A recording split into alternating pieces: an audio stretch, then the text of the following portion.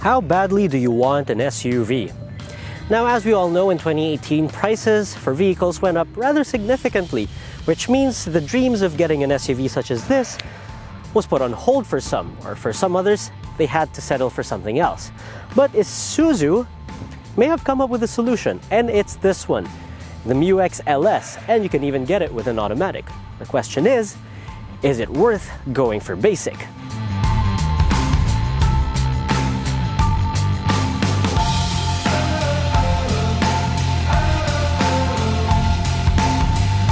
Yes, folks, you can get an Isuzu MU-X for the price of less than a Toyota Corolla Altis, the 2-liter that is. So what do you get or not get for this basic MU-X? Well, it's totally stripped of chrome, and for some people that's a good thing. You get this black grille in front and this rather awkward looking stopper where the fog lights were supposed to be. Also, door handles are black, you don't get a rear wiper, and it rides on smaller 16-inch alloy wheels. Still, you can at least specify it with pearl white paint, and it's nice that Isuzu threw in these HID headlights. And also at the back, again, you lose the rear spoiler and the wiper. I wish they left that in though.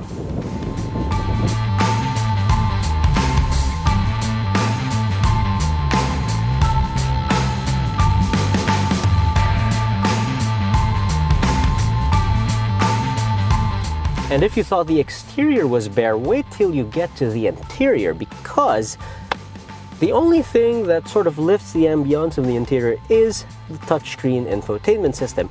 Everything else, well, everything is hard plastic, no bright work of any sort. You don't get audio controls on the steering wheel, cruise control. You can't even redirect the air around the cabin because it's permanently on recirculate. You can't even go for ventilation outside. And instead of sunglass holders, you get a ticket holder up there. Don't even expect mirrors in the sun visors because it doesn't have those, and it doesn't even have a lid for this compartment up here.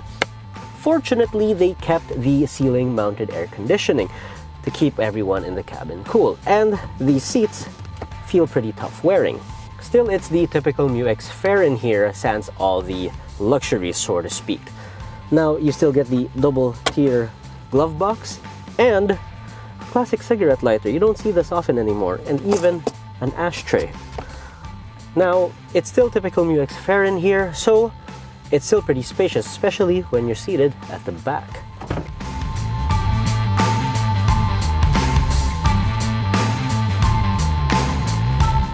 It's not all that basic here at the back of the MU-X. Again, I mentioned earlier, you still get these ceiling mounted air conditioning vents, and you still get map lights for each side.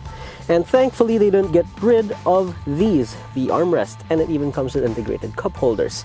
Curiously, they did get rid of the cup holder down by the center console, but there's still a lot of space at the back here. Look, I have loads of legroom and kneeroom and headroom as well. And thanks to the MU-X huge windows, there's great visibility all around. You're not looking out at the door panel, you're actually looking out at the view. And the best part is they also retained the reclining seats, which is a neat addition to a rather bare car. Now for the third row, now Isuzu deleted the sliding second row seats, but it's still a fairly large vehicle, so if you're below 5'5" and you plan to sit in the third row seat, you'll be totally fine. If you're any taller than that, then you might complain a little bit. Still, it's ideal for small adults and children. Now for luggage, well, it's not that big if you have all seats up. Not exactly class leading, but a still huge usable area. Now the luggage area with all seats up isn't exactly huge, but again, that's typical of a 3-row SUV. Still, if you fold the seats flat, it's a large usable space, although there's a bit of a lip in the third row. To fix that, you have to get a shelf, which also comes with an understorage package. Now, that makes it a flat floor, and the second row seats also fold flat, so you have a huge cargo capacity.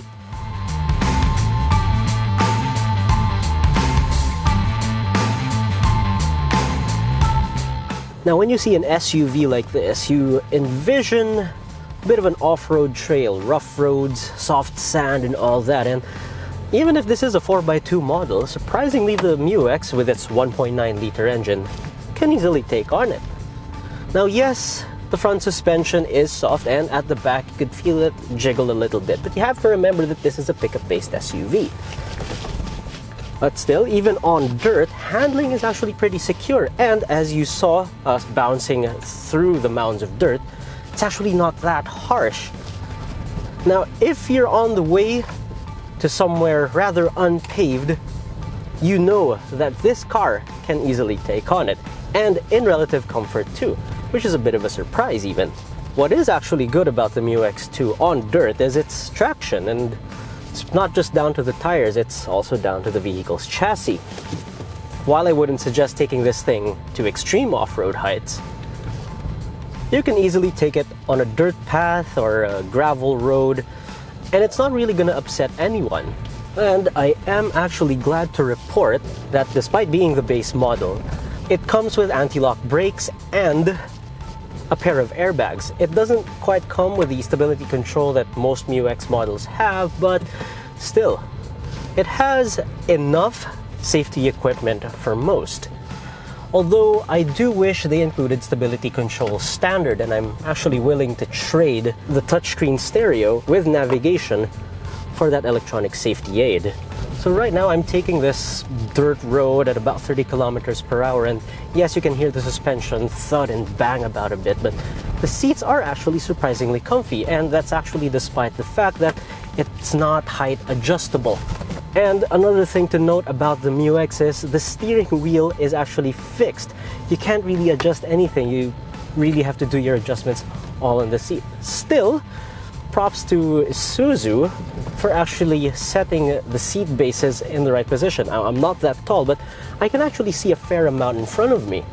So granted, you're not really gonna bring this off-road per se. Perhaps the most challenging terrain you'll bring it to is a dusty road or a dirt track and stuff like that. So let's get off the dirt and get on the road.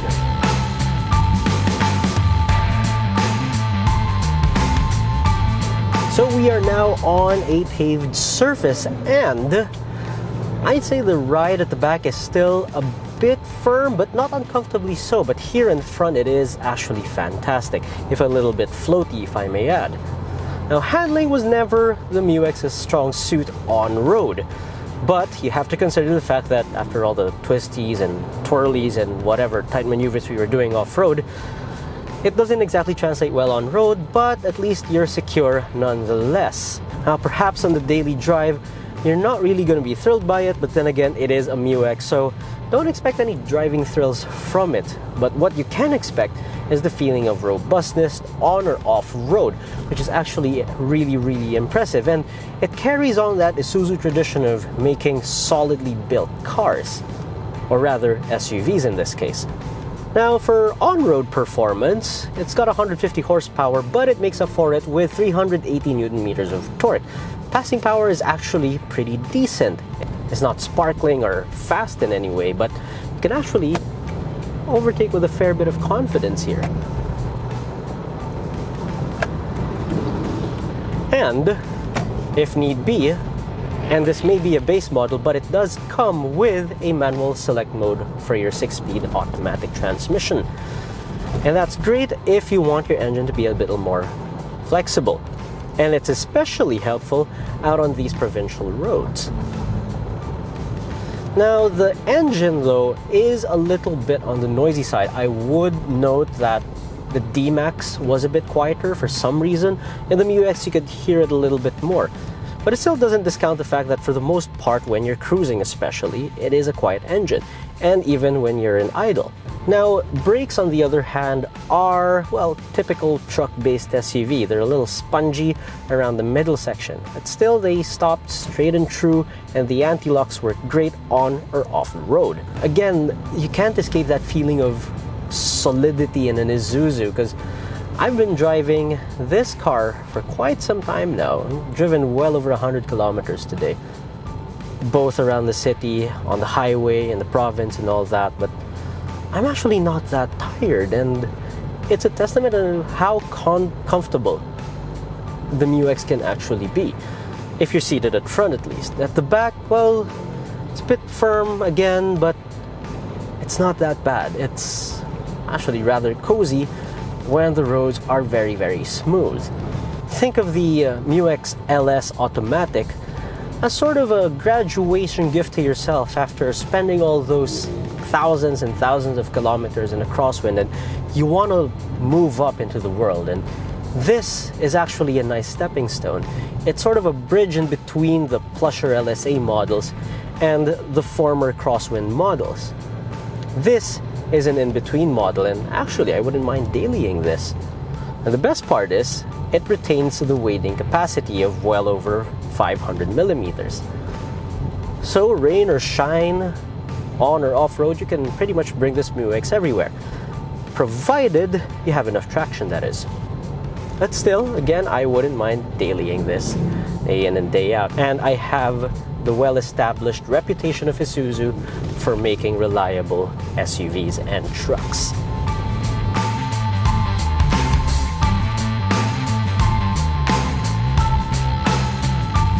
Yes, it is extremely basic in here. The only creature comfort you really get in this car is the radio and the air conditioning. But still, 1.3 million pesos for a rather large SUV. That is a very tempting proposition.